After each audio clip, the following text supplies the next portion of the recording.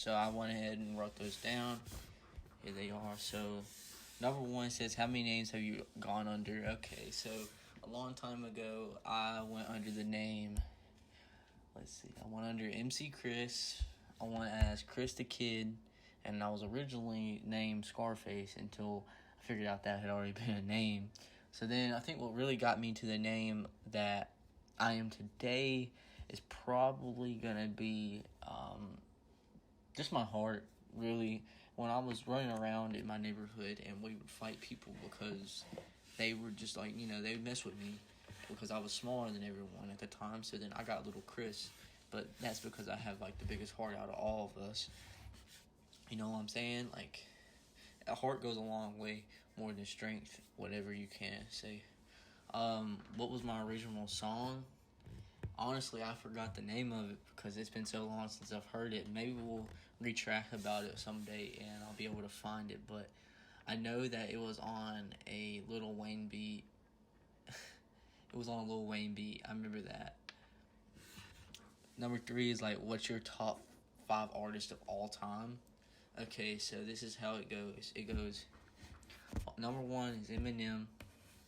2 is, I can include groups in this, right? Okay, 2 could be Mobb Deep. 3 is Nas. 4 is 50 Cent. And then I think my fifth one, this one's going to be kind of hard because I have a tie really between like NWA and then like Tupac. So it's kind of like around that area. Like it's so hard for me to pick, really. Are you ever nervous when you're about to record? Sometimes, yes, because sometimes I'm within a time limit, so I have to be able to get what out and be able to say out before, like, my time's up in the studio, you know what I'm saying? People just think that I have a limited time, but ever since my computer and stuff has been broke, I haven't been able to really be in the studio a lot, so I'm kind of limited to what I can do.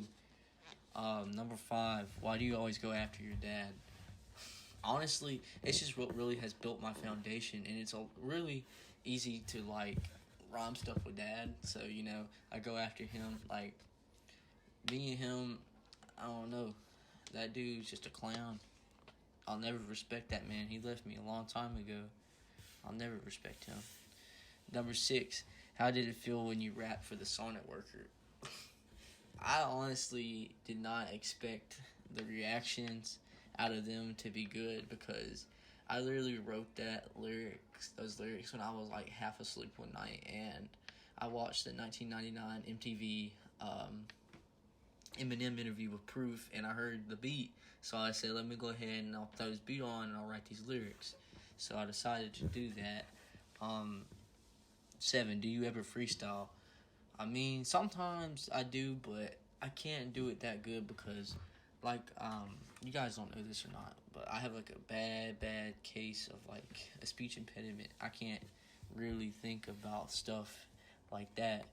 Like, I can't think of stuff off the top of the dome, but sometimes when I'm in my mind and I can think fast, I will freestyle, but it's not a lot. 8, who do you look up to since your dad isn't around? Mainly just different artists, to be honest. I look mainly up to, of course, Eminem, NF, and all of them. They're really what has inspired me to kind of go on with my dream. But if we're talking like Friend Rise, and probably my boy Lincoln, he's been here for me for so long, and I respect that dude. So, and Tylen, they've been here for me a really long time too, and they're all I really know at this time because a lot of people were fake. But number 9 says, why are you more aggressive with your tracks than when you dropped Scarface originally? Okay, so everyone started clowning me about my songs,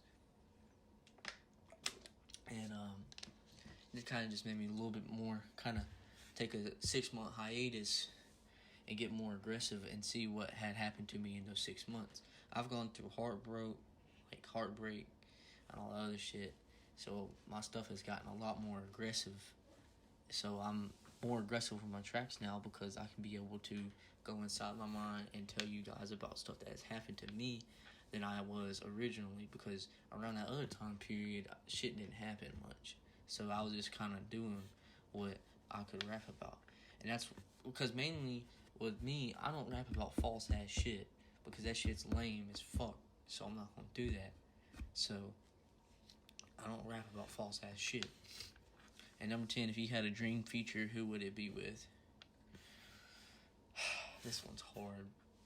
Alright, if we're talking like 90s, about 90s, probably going to be Nas or fucking, I don't know, Dr. Dre, Snoop Dogg, somebody like that. But if we're talking about like now, probably going to be Eminem or Logic, even though Logic has recently,